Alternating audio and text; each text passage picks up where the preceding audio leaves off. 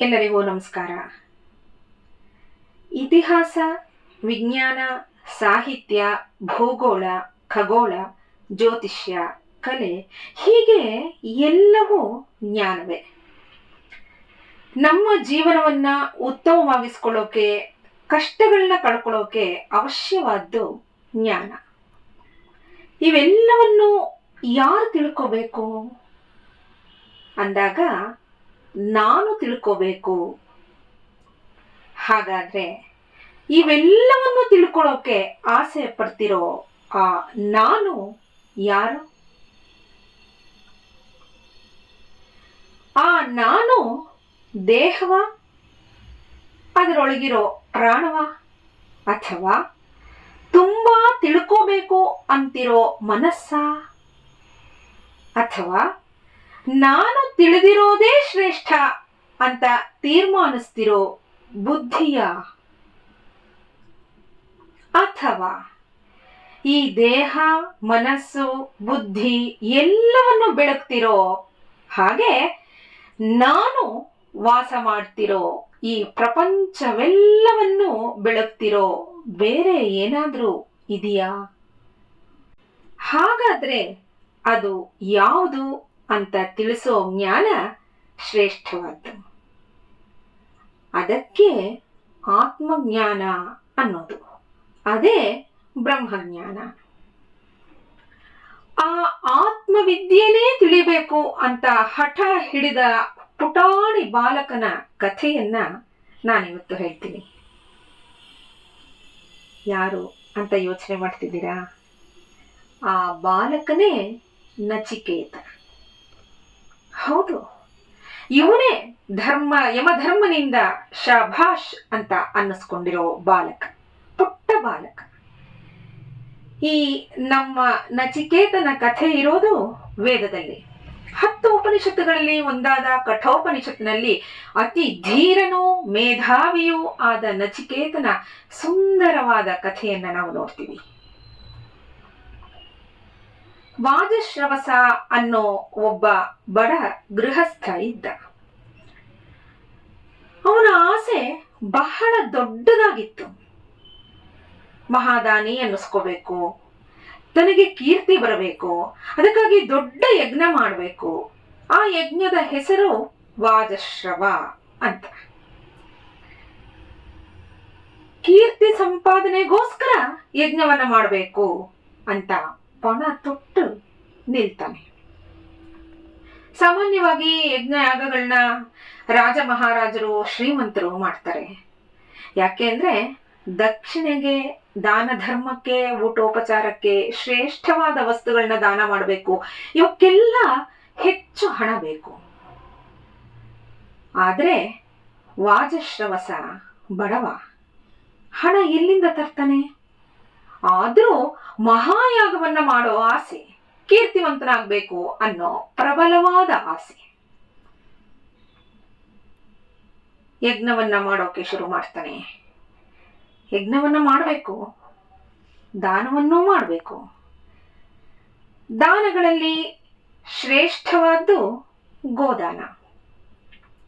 ದಾನ ಮಾಡಿ ಪುಣ್ಯ ಸಂಪಾದನೆ ಮಾಡಬೇಕು. ಗೋವುಗಳನ್ನ ದಾನ ಮಾಡಕ್ಕೆ ಪ್ರಾರಂಭಿಸ್ತಾನೆ.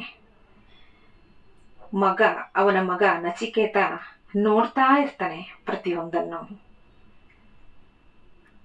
ದಾನದ ಆ ಸಮಯ ಬರುತ್ತೆ. ತಂದೆ ದಾನವನ್ನ ಮಾಡ್ತಾ ಇದ್ದಾಗ ನೋಡ್ತಾನೆ, ತಂದೆ ಗೋವುಗಳನ್ನ ದಾನ ಮಾಡ್ತಾ ಇರ್ತಾನೆ.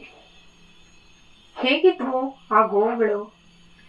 ಪೀತೋದಕ ದಗ್ಧ ತೃಣ ದುಗ್ಧದೋಹ ನಿರೀಂದ್ರಿಯಾ ಅನಂದ ನಾಮತೆ ಲೋಕ ಸ್ಥಾನ್ ಸಗಚ್ಚತಿ ತಾದದತ್.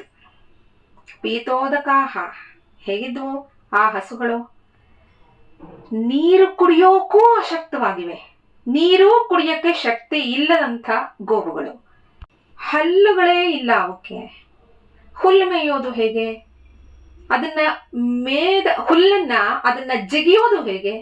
ಯಾವುದಕ್ಕೂ ಆ ಹಸುಗಳಿಗೆ ಶಕ್ತಿ ಇಲ್ಲ. ಹಾಲು ಕೊಡುವಂಥವೂ ಅಲ್ಲ, ಕರುವನ್ನು ಹಾಕಲಾರದಂಥವು.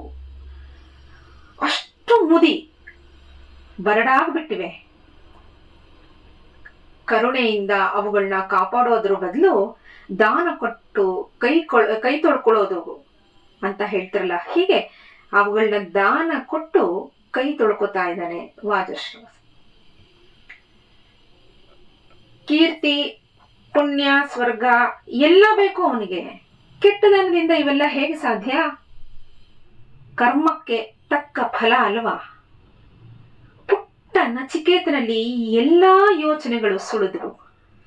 ಆ ಬಡಕಲು ಹಸುಗಳನ್ನ ಕಂಡು ಕರುಣೆ ಅವನಿಗೆ ಉಕ್ಕಿ ಬಂತು. ತಂದೆಯ ಮೂರ್ಖತೆಗೆ ಬಹಳ ಬೇಸರಗೊಂಡ. ಇಂಥ ದಾನದಿಂದ ತಂದೆಗೆ ಪುಣ್ಯ ಬರಲ್ವಲ್ಲ, ದಾನ ಪಡೆದವ್ರಿಗೂ ಯಾವ ಪ್ರಯೋಜನವೂ ಇಲ್ವಲ್ಲ. ಇದರ ಬದಲು ಆರೋಗ್ಯವಾಗಿರೋ, ಇನ್ನೂ ಬಾಲಕನಾಗಿರೋ ನನ್ನನ್ನಾದ್ರೂ ದಾನ ಮಾಡಬಾರ್ದೆ ಅಂದ್ಕೋತಾರೆ ಮನಸ್ಸಿನಲ್ಲಿ. ನನ್ನನ್ನ ದಾನ ತಗೊಂಡವ್ರಿಗೆ ಸೇವೆ ಮಾಡಿಯಾದ್ರೂ ತಂದೆಗೆ ಫಲವನ್ನ ತಂದ್ಕೊಡ್ಬಹುದು ಅಲ್ವಾ ನಾನು ಅಂತ ಯೋಚನೆ ಮಾಡ್ದ. ತಂದೆನ ಕೇಳ್ತಾನೆ, ತಾತ ಕಸ್ಮೈ ಮಾಂ ದಾಸ್ಯಸಿ, ಅಪ್ಪ ನನ್ನನ್ನ ಯಾರಿಗೆ ದಾನ ಮಾಡ್ತೀಯ?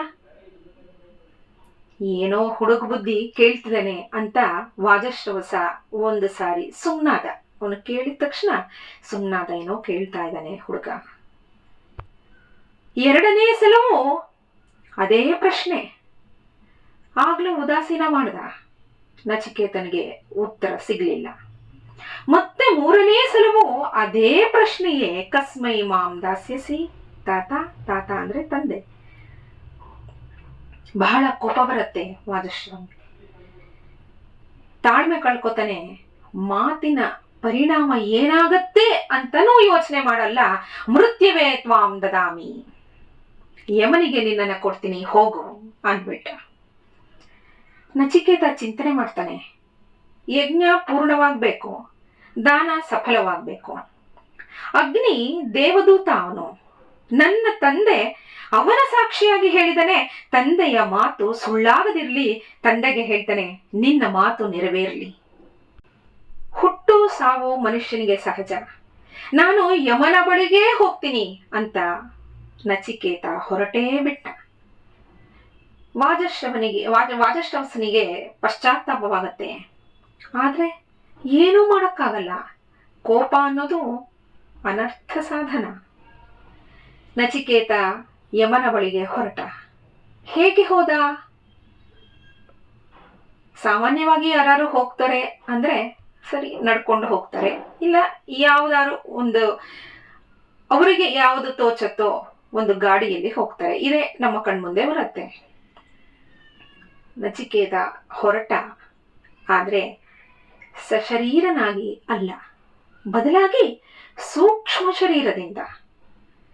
ವಾಜಶ್ರವಸನ ಮುಂದೆ ನಚಿಕೇತನ ದೇಹ ಇದೆ. ಅದು ಜೀವವಿಲ್ಲದ ದೇಹ. ಅದು ಶವವೇ. ಜೀವ ಇಲ್ಲ ಅಂದ್ರೆ ಅದು ಶವವೇ. ಅದನ್ನ ಕಾದರಿಸಬೇಕಾ ಬೇಡವಾ ಮುಂದೂ ಗೊತ್ತಾಗದೆ ಮಂಕ ಹಿಡಿದವನ ಹಾಗೆ ವಾಜಶ್ರವಸ ಕೂತ್ಬಿಟ್ಟ. ಮುಂದಿನದು ನಾಳೆ ಶ್ರವಣ ಮಾಡೋಣ. ನಮಸ್ಕಾರ.